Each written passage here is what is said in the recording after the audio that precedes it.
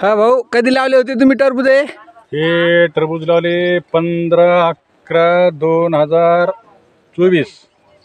हा, तुम्हाला किती खर्च आला आतापर्यंत? आतापर्यंत याला मल्चिंग, पाईपलाईन, खत, फवारणी 2.5 एकर टरबूजाला जवळपास 2.5 लाख रुपये आला. बरं बरं. एवढ्या टरबुजातून तुम्हाला किती लाखाची अपेक्षा आहे उत्पन्नाची आता? आता उत्पन्नाची मला 7 ते 7 लाख व्हायला पाहिजे.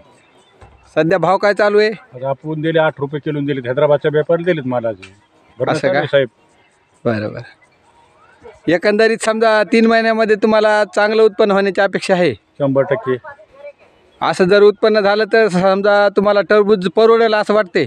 असं जर उत्पन्न झालं तर दुसरे पीक आपले सोयाबीन असो, हरभरा असो, कापूस असो, हे कोणत्या शेतीमालाला भाव नसल्यामुळं टरबूज, खरबूज, कांदा, तीळवर्गी ह्या पिकाकडे शेतकऱ्यांना कल द्यायला पाहिजे. हा. समृद्ध शेतकरी रमेश ठोंबरे यांच्या शेतावर माहिती घेताना व रमेश ठोंबरे यांनी टरबुजाची चांगल्या प्रकारे सोय करून त्याचं चांगलं उत्पन्न घेतलेलं आहे.